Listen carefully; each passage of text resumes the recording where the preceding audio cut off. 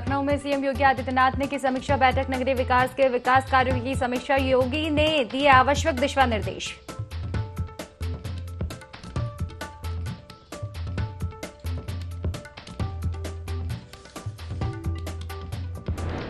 लखनऊ में प्रदेश के भाजपा सांसदों से संवाद करेंगे पीएम मोदी। लोकसभा चुनाव के मद्देनजर फीडबैक लेंगे पीएम। लोकसभा चुनाव की तैयारी में जुटने का देंगे मंत्र।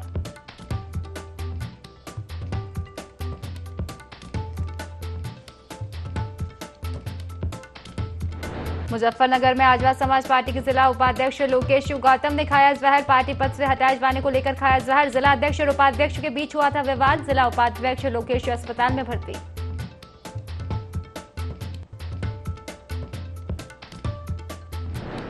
नोएडा में हवाला कारोबार में लिप्त एक युवक अरेस्ट। 45 लाख के 2000 के नोट हुए बरामद। ई रिक्शा पर ले जा रहा था 45 लाख कैश। आईटी विभाग नोएडा पुलिस की पूछताछ जारी।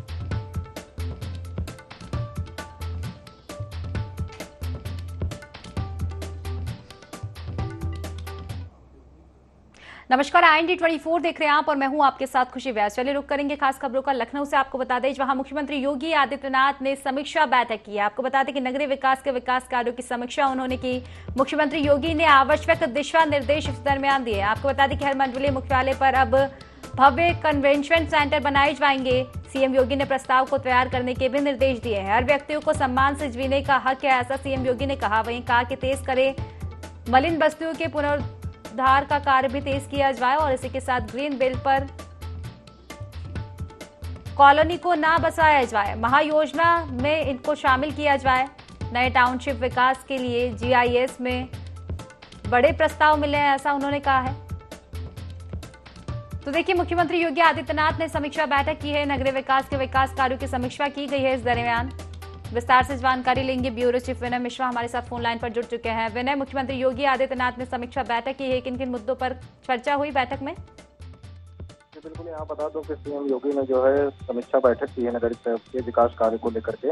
और यहाँ पे तमाम ऐसे विकास कार्य होने से जो कार्य नहीं हुए हैं, जैसे कि जो तेज करें मलिन जो बस्तियां थी उनका जो पुनरुद्धार का काम भी होना है। तो ग्रीन बेल्ट में जो फंसे हुए कॉलोनी थे नहीं बच पाई है, उसको तहत जो है महायोजना में शामिल करने की थी। इन्हीं से मुद्दे को लेकर के जो है विस्तृत यहाँ पर समीक्षा बैठक की गई है और अधिकारियों द्वारा बताया गया है कि कार्य जो है चल रहा है और जहाँ तक कि 100 नई टाउनशिप भी विकसित करने का लक्ष्य है और उसको पूरा करने के लिए भी मुख्यमंत्री ने यहाँ पे अधिकारियों को दिशा निर्देश दिया।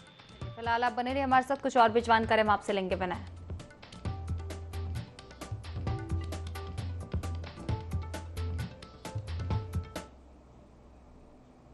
चलिए अगली खबर का रुख करेंगे जहां प्रदेश के भाजपा सांसदों से अब प्रधानमंत्री नरेंद्र मोदी संवाद करेंगे। जी हां, आपको बता दें कि लोकसभा चुनाव के मद्देनजर पीएम अब फीडबैक लेने जा रहे हैं। 31 जुलाई 2 अगस्त को 2 चरणों में संवाद किया जाएगा। बीजेपी उसके सहयोगी दलों के सांसदों के साथ संवाद करने जा रही है। लोकसभा चुनाव की तैयारी में जुटने का मंत्र भी प्रधानमंत्री नरेंद्र मोदी देंगे। तो देखिए, लोकसभा के चुनाव की तैयारियों में अब भाजपा जुट चुकी है। इसी कड़ी में प्रदेश के भाजपा सांसदों से संवाद करने जा रहे हैं प्रधानमंत्री नरेंद्र मोदी। लोकसभा चुनाव के मद्देनजर प्रधानमंत्री नरेंद्र मोदी फीडबैक लेंगे। आपको बता दें कि इसके चलते 31 जुलाई 2 अगस्त को 2 चरणों में संवाद किया जाएगा। बीजेपी उसके सहयोगी दलों के सांसदों के साथ संवाद करेगी और लोकसभा चुनाव की तैयारियों में जुटने का मंत्र भी प्रधानमंत्री नरेंद्र मोदी देंगे।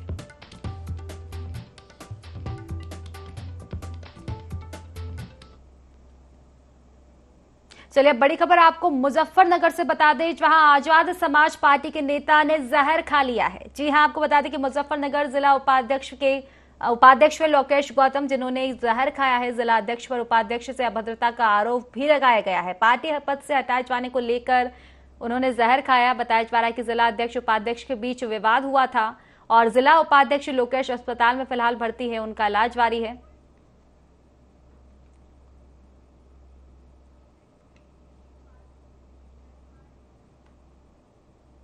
चलिए खबर आपको कानपुर से बता दें जहां पार्षद पति को स्थानीय लोगों ने बंधक बनाया है। जल भराव और टूटी नाली, खस्ता हाल सड़क से गुस्साए हुए हैं लोग। वार्ड 19 के स्थानीय लोगों ने जमकर इस दरमियान नारेबाजी की है। आपको बता दें कि सड़क की शिकायत के बाद भी कोई समाधान नहीं हुआ है। तो देखिए, पार्षद पति को स्थानीय लोगों ने बंधक बनाया। कानपुर से तस्वीरें सामने आई हैं। टीवी स्क्रीन पर आप देख सकते हैं कि पार्षद पति को स्थानीय लोगों ने बंधक बना लिया। दरअसल जल भराव और टूटी नाली खस्ताहाल सड़क से लोग गुस्साए हुए थे। लगातार शिकायतें की जा रही थी पर समाधान नहीं मिल रहा था और गुस्साए लोगों ने कदम उठाया, पार्षद पति को ही बंधक बना लिया। वार्ड 19 के स्थानीय लोगों ने इस दरमियान जमकर नारेबाजी भी की है। तो देखिए, बिल्कुल अनोखा प्रदर्शन हम इसको कहेंगे। वार्डवासियों ने पार्षद पति को ही बंधक बना लिया समस्याओं का समाधान ना होने पर।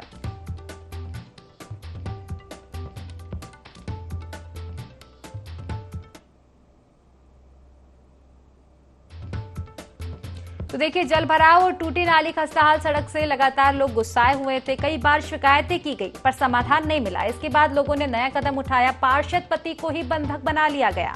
तस्वीरें आप देख सकते हैं, टीवी स्क्रीन पर सामने आई हैं।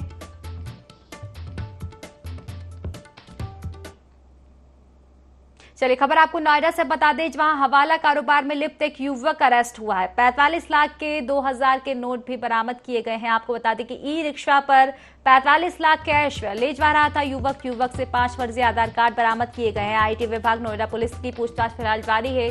काले धन को सफेद करने के गैंग में लिप्त था युवक। 2000 के नोट 500 के नोट बदलने की फिराक में था और मेरठ के कंकरखेड़ा इलाके का रहने वाला बताया जा रहा है। तो देखिए, हवाला कारोबार में लिप्त एक युवक को गिरफ्तार किया गया है। बताया जा रहा है कि 45 लाख के 2000 के नोट भी उसके पास से बरामद किए गए हैं। ई रिक्शा पर 45 लाख का कैश वो लेकर जा रहा था और इसी दरमियान पुलिस ने गिरफ्तारी की। और इस दरमियान आपको बता दें कि युवक के पास से 5 फर्जी आधार कार्ड भी बरामद किए गए हैं। आईटी विभाग नोएडा पुलिस फिलहाल पूछताछ में जुटी हुई है। काले धन को सफेद करने की गैंग में युवक लिप्त था।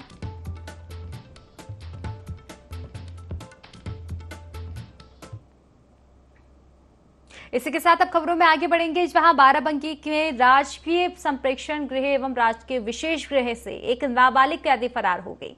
फरार कैदी यूपी के संत कबीर नगर से चोरी के अपराध में बंद थी। वहीं इस घटना के बाद से राजकीय संप्रेक्षण गृह की सुरक्षा व्यवस्था पर भी सवाल खड़े हो रहे हैं। फिलहाल मौके पर भारी पुलिस बल की तैनाती है और फरार नाबालिग कैदी की तलाश जुटी हुई है।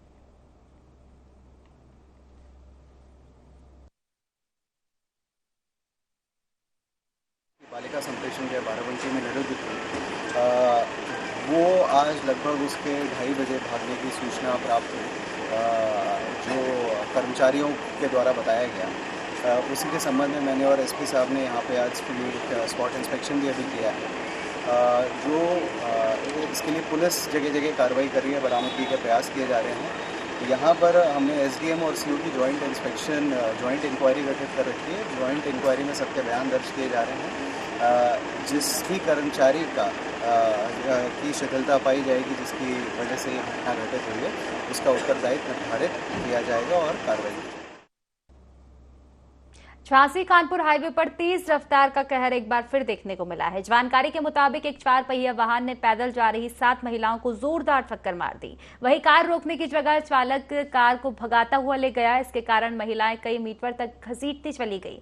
हालांकि मौके पर मौजूद लोगों ने कार को जैसे तैसे रोका और फिर झांसी मेडिकल में भर्ती कराया, जहां इलाज के दौरान 3 महिलाओं की मौके पर मौत हो गई। हालांकि मौके पर पहुंची पुलिस ने आरोपी को गिरफ्तार कर लिया और कार को भी जब्त कर लिया है।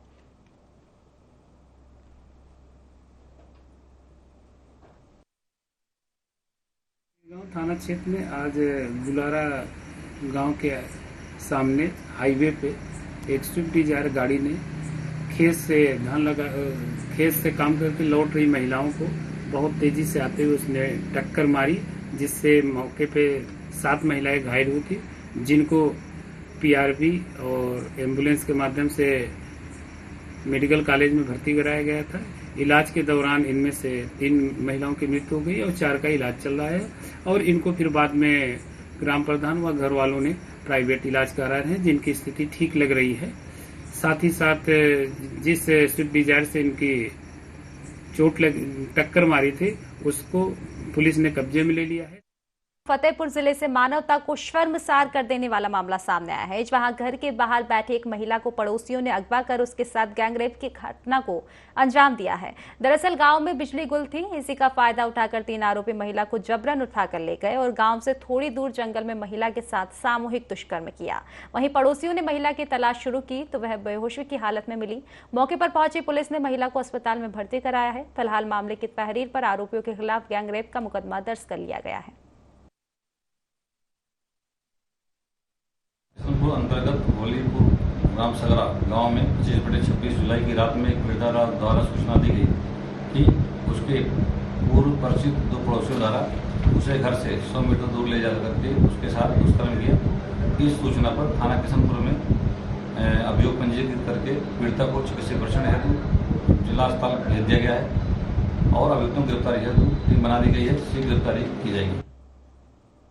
मुजफ्फरनगर में पुलिस ने डीजे संचालक के खिलाफ एफआईआर दर्ज कर ली है। दरअसल कांवड़ यात्रा के दौरान मुजफ्फरनगर कांवड़ मार्ग पर मानकों के खिलाफ बड़ा डीजे साउंड सिस्टम चलाया जा रहा था, जिस पर कार्रवाई करते हुए डीजे साउंड सिस्टम सहित एक ट्रक को सीज कर दिया गया है। डीजे संचालक के खिलाफ पुलिस कार्रवाई के बाद डीजे संचालकों में हड़कंप मच गया। आपको बता दें कि मुख्यमंत्री योगी आदित्यनाथ ने डीजे संचालकों को साफ तौर पर हिदायत दी थी कि कोई भी डीजे संचालक मानकों के खिलाफ डीजे का बड़ा साइज लेकर कांवड़ मार्ग से नहीं गुजरेगा। वहीं कांवड़ मार्ग पर ध्वनि प्रदूषण पर रोकथाम के लिए भी जिला प्रशासन को निर्देशित किया गया था।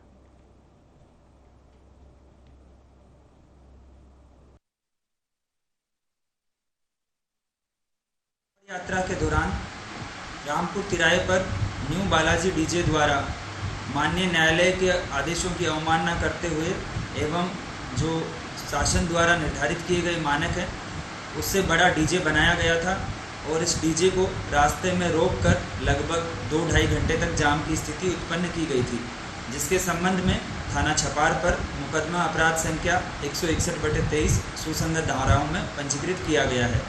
आज छपार पुलिस द्वारा इस मुकदमे में कार्यवाही करते हुए उस डीजे को सीज किया गया है। इस मुकदमे में अग्रिम विधिक कार्यवाही अमल में लाई जाएगी।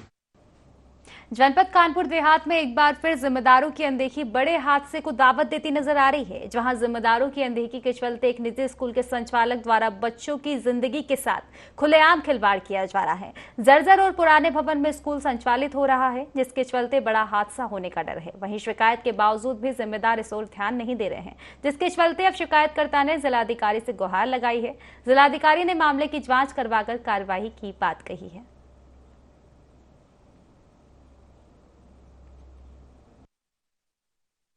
मैं बिल्डिंग का मालिक हूँ और ये कम 80-100 साल पुरानी बिल्डिंग है और इतनी जर्जर हो चुकी है। इसके जाल आप देखे होंगे, कभी बच्चे अगर जाल में खड़े होते जाल भी गिर सकता है और जीने की भी पूरा क्रैक हो गया इसका और कभी भी कोई हादसा हो सकता है। तो इसके जिम्मेदार कौन होगा?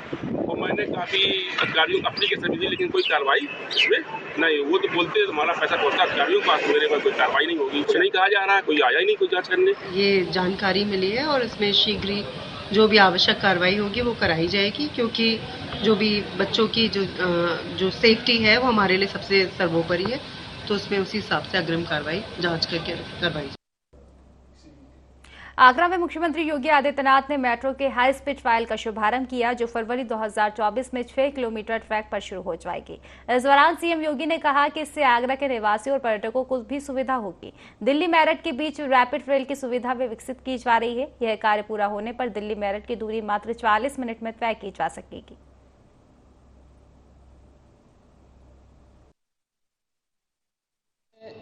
मेट्रो का उद्घाटन प्रधानमंत्री जी के कर कमलों से पहले ही हो चुका है, लेकिन उसके आगे के फेज के कार्य तेजी के साथ आगे बढ़ रहे हैं।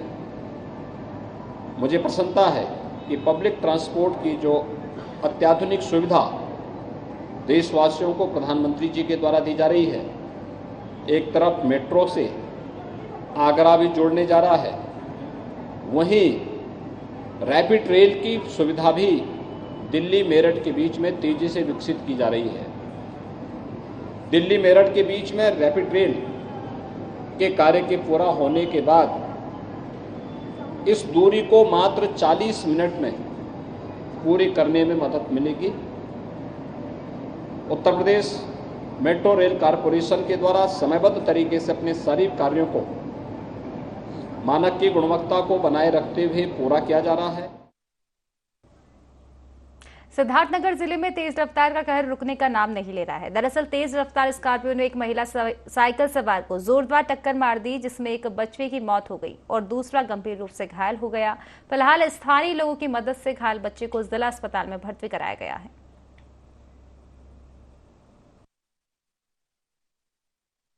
नाम रेहान था, सना फरियाज अहमद, जो कि 14 वर्ष का था। वो रहने वाला गुलरियामा का था, पुलिस स्टेशन इटवा सिद्धार्थनगर का, जो कि मृत अवस्था में यहाँ लाया गया था। दूसरे बच्चे का नाम मोहम्मद हसन था, सन ऑफ शफी मोहम्मद, कुर्थीडीहा का रहने वाला था, सिद्धार्थनगर। इसकी हालत काफ़ी गंभीर थी, जिसको प्राइमरी केयर करने के बाद डिस्ट्रिक्ट हॉस्पिटल बस्ती के लिए रेफर कर दिया गया ताकि प्रॉपर उसका इलाज हो सके। ब्लीडिंग इंजरी हुई थी, उसको ब्लीडिंग भी हो रही थी। हमने ट्रीटमेंट प्राइमरी केयर यहाँ पे दिया था और उसको जो है ट्रीटमेंट करने के बाद आगे रेफर किया गया है ताकि उसका और बेहतर से बेहतर इलाज हो सके। शाहजहांपुर में रोडवेज बस अड्डे पर खड़ी अनुबंधित बस के अंदर चालक का शव फंदे पर लटका मिला है। सफाई कर्मचारी ने बस अड्डे पर मौजूद कर्मचारियों को इसकी जानकारी दी, जिसके बाद वहां भीड़ इकट्ठा हो गई। मामले की जानकारी मिलते ही थाना सदर बाजार पुलिस भी मौके पर पहुंच गई, जहां बंद दरवाजा जब पुलिस ने खोलकर देखा तो वह भी सन्न रह गई। वहीं पुलिस ने पंचनामा भरकर शव को पोस्टमार्टम के लिए फिलहाल भेज दिया है।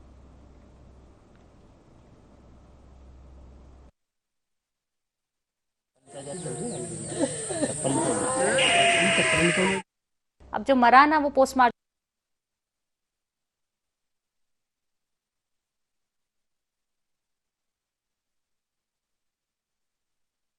अलीगढ़ के थाना चड़ोस क्षेत्र के भोगपुर गांव में एक महिला ने आत्महत्या कर ली, जिसकी सूचना महिला के ससुराल पक्ष ने पुलिस को दी। वहीं मौके पर पहुंची पुलिस ने पंखे पर लटके शव को नीचे उतारा और जांच पड़ताल शुरू की। बताया जा रहा है कि पारिवारिक कलेश के चलते महिला ने खुदकुशी की है।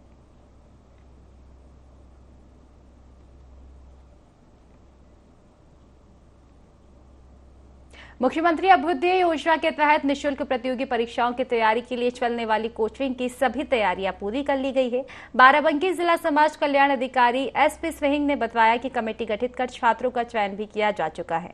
यह योजना गरीब व ग्रामीण क्षेत्र से जुड़े छात्रों के लिए है, जो आर्थिक रूप से कमजोर होने की वजह से बड़े शहरों में अपनी तैयारी करने के लिए नहीं जा पा रहे हैं।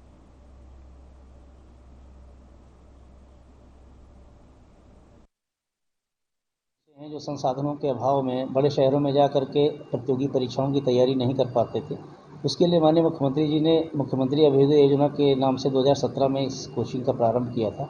जनपद बाराबंकी में पिछले साल मंडल स्तर पर चयनित बाराबंकी के छात्रों का प्रवेश यहाँ पे करा करके उनको कोचिंग की सुविधा उपलब्ध कराई गई। इसी में से हमारे जेई में एक छात्र का चयन भी हुआ है। इस वर्ष जो है अधिक संख्या में छात्रों ने आवेदन किया था, तो जिनका जो है सिलेक्शन कर लिया गया है। कमेटी की बैठक हो गई है, इम्पैनलमेंट शिक्षकों का भी हो गया है। बस शीघ्र ही 2-3 दिन के अंदर हम इसका नए सत्र का प्रारंभ करा लेंगे।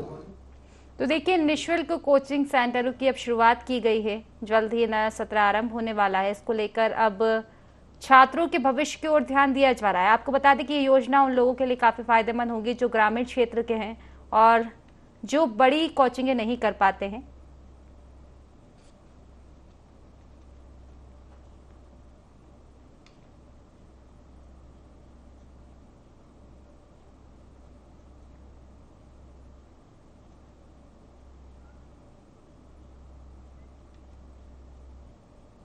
जनपद मुजफ्फरनगर के जिला पंचायत सभागार में सघन मिशन इंद्रधनुष 5 से 0 की जिला स्तरीय टास्क फोर्स की बैठक का आयोजन किया गया, जिसमें डीएम अरविंद मल्लप्पा बंगारी ने स्वास्थ्य विभाग के अधिकारियों, जिला पंचायत राज अधिकारियों की बैठक ली, जिसमें वे आंगनबाड़ी आशाओं के खराब प्रदर्शन से नाखुश नजर आए।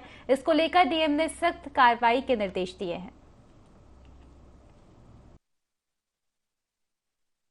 उनका इम्यूनाइजेशन कंप्लीट करवाना है, जिसको हम मिशन इंद्रधनुष कहते हैं, कि इनको 7 बार आना पड़ता है। अपने पूरे जीवन साइकिल में 7 बार इनको आना पड़ता है। तो जो मान लो 6 बार आए हैं तो 1 बार छूट गया, कोई 5 बार आया तो 2 बार छूट गया, तो उनको हमें चिन्हित करना है। ऐसे बच्चों को गली मोहल्ले में उनके घर घर जाके दस्तक देकर एंड फिर उनको हमें एएनएम के पास लाकर टीका लगवाना है। तो इसमें ब्लॉक वाइज समीक्षा करी गई है, कुछ हम लोग ने चिन्हित कर लिए हैं।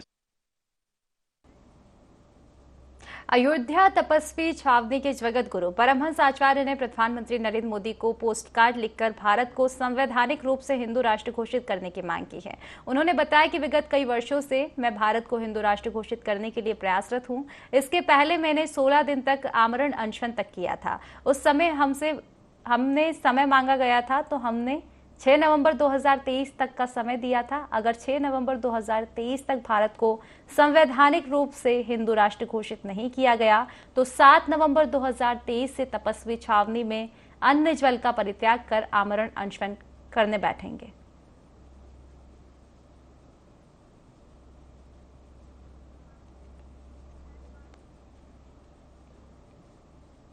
सड़क सुरक्षा को लेकर बाराबंकी परिवहन विभाग लगातार अभियान चला रहा है, जिसके चलते 17 जुलाई से 31 जुलाई तक चलने वाले सड़क सुरक्षा पखवाड़ा के तहत परिवहन विभाग ने वाहनों की चेकिंग की और वाहनों का चालान कर उन्हें यातायात के नियम भी बताए गए। उन वाहनों पर ध्यान दिया गया जिनके वाहन चालकों ने सीट बेल्ट नहीं लगाया था और जिन वाहनों के प्रदूषण संबंधित दस्तावेज पूरे नहीं थे। पीटीओ बाराबंकी उमाशंकर मिश्रा ने बताया कि हाईवे पर ई रिक्शा चलाना मना है, अगर वो चलाते हैं तो उन्हें बंद कर दिया जाएगा।